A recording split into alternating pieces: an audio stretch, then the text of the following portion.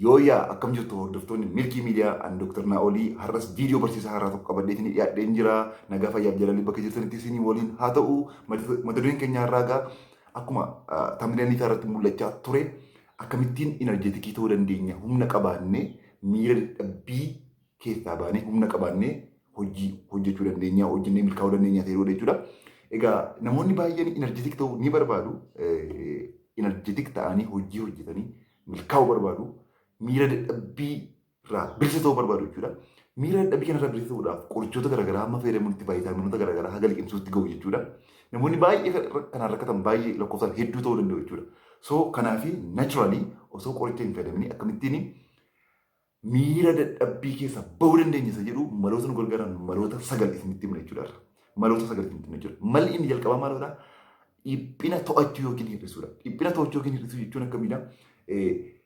Namni tokko dhiphina istireesii qaba yoo ta'e istireesii sana agar hin danda'ametti hir'isuu yookiin immoo to'achuudha jechuudha. Yoo hir'isuu dadhabe akka to'achuu danda'u qaba jechuudha. Innis maal gochuudhaani dhiphina salphaa yoo ta'e namoota wajjin dubbachuu, hiriyoota wajjin dubbachuu, maatii wajjin dubbachuu kaasee haga ispoortii yoogaa jedhamu hojjechuu, warra hakiimota saayikooteraappistoota dubbisuu isaan gurguddaadha jechuudha. So tokkoffaan maalidha? Dhiphina hir'isuu yookiin to'achuudha jechuudha. Inni lammaffaanii ba'aa hojii yookiin immoo workloadii hir'isuu jechuudha. Workloadii akkamitti hir'ifna? Wantoota jalqaba hojjechuu qabnu, dirqama hojjechuu qabnu dura prioritize goone tartiibaan tartiibessinee wantoota har'a dirqama hojjetamuu qaban hojjennee warra kaaniin immoo yeroo biraadhaaf dabarsuudhaan yookiin gargaarsa nama biraa gaafachuudhaan workloadii guddaanis miira dadhabbii guddaan nurraan ga'uu waan danda'uu fi haga hojjechuu qabnu qofa hojjechuudhaan jechaadha. Kan nuni workloadii keenya hir'isuudhaan jechaadha. Inni sadaffaan sosochii qaama gaggeessuudhaan exercise gochuudhaan jechaadha. Sosochiin qaamaa immediately wanta nu dadhabsiisu nutti fakkaachuu danda'a. Garuu sosochiin qaamaa hirriba gahaa akka rafnu waan nu fayyaduuf hirriba gahaa akka rafnu faayidaa guddaa waan qabuudhaa fi inerjeetik akka taanu yeroo hojii hojjennutti humna arganne miira dadhabbii irraa akka bilisa taanu nu gargaara jechaadha. Inni arfaffaanii tamboo hir'isuudha jechuudha. Tamboo hir'isuu yookiin immoo tamboo irraa bilisa ta'uudha jechuudha. Inni kun maalidha? Tamboon maal wajjin wal qabata? Hirriba dhabiinsa wajjin wal qabata. Tamboon hirriba dhabuu wajjin wal qabatuuf gaafa namni tokko immoo hirriba dhabiinsa irraan kan ka'e yookiin immoo insomniyaa jedhamu irraan kan ka'e guyyaa sattaanutti miira dadhabbii guddaatti dhaga'ama. Unproductive ta'e godha jechuudha. Productive hin ta'u jechuudha. So tamboo irraa of eeggachuu jechuudha. Inni shanaffaanii hirriba keenya to'achuudha jechuudha. Hirriba keenya to'achuu gaafa jedhamu sa'aatii itti rafuu qabnu itti rafuu, sa'aatii itti rafaa hin jirretti garuu naannoo fakkeenyaaf hirriba siree irraa fagaachuu. Namoonni tokko tokko siree marra taa'anii waa hojjetu, waa barreessu, waa dubbisu achuu yeroo akkasii hirribni waan jeeqamuu fi hirribi sun gahaa hin ta'u.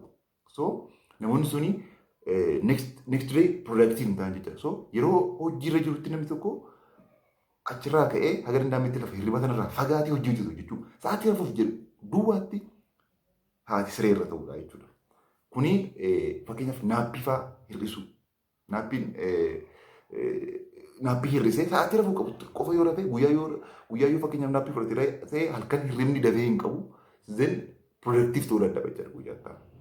Inni ja'affaan maalidha? Nyaata seeraan nyaachuu jechuudha. Nyaata seeraan nyaachuu. Nyaata enerjii nu laatanii seeraanii nyaata madaalawaa kan enerjii nu laatanii nyaachuun seeraan nyaachuun dirqama jechuudha. Inni torbaffaan maalidha? Kaafeenii wantoota of keessaa qabanii kaafeen jechaadha. Fakkeenyaaf wantoota akka bunaa, shaayii, dhugaatii lallaafaa garaagaraa wantoota kaafeenii of keessaa qaban kana advaanteejii keenyaaf akka ta'utti itti fayyadamu. Fakkeenyaaf advaanteejii keenyaaf akka ta'utti itti fayyadamuu gaafa jennu fakkeenyaaf namoonni kaka'uudhaaf yookiin humna arganna jedhanii buna ni dhugu. Sirriidha. Bunni humna namaa laata. Garuu immoo hangi isaa yoo darbee deebi'ee opposiita faallaa ta'a jechuudha. Fakkeenyaaf namni bunni tokko isa ga'u bunuma tokko sanaan dhaabuu qaba jechuudha. But buna sadii afur irra darbee yoo dhugee deebisee kaafeenii suni miira dadhabbii guddaadhaaf isa saaxila jechuudha. So kaafeenii gaafa fayyadamnu wantoota humna nama kakaasan gaafa fayyadamnu haga limiitii keenyatti fayyadamu jechuudha. Haga limiitii keenyatti. Limiitii sana darbee nan deebi'een iyyuu miira dadhabbii nutti fida jechuudha.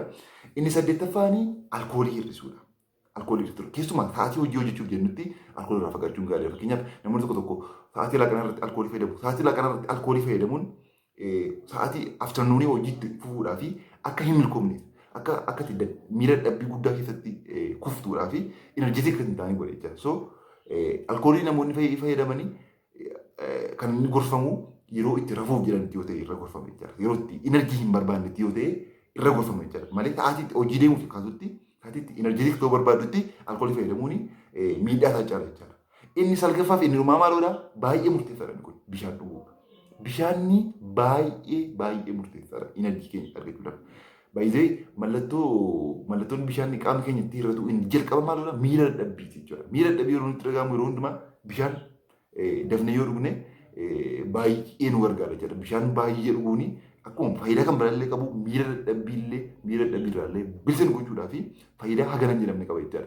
Egaan hordoftoota milkii miidiyaa an Dr. Naawolaa Hedduuti har'a waa'ee akkasitti enerjeetik ta'anii miira dadhabbiirraa bilisa ta'anii ittiin hojii ofii hojjetan irratti viidiyoo kana qabdheetiin dhiyaadheera. Yuutuubii keenya sabiskiraayib godhaa, laayik godhaa, sheer godhaa.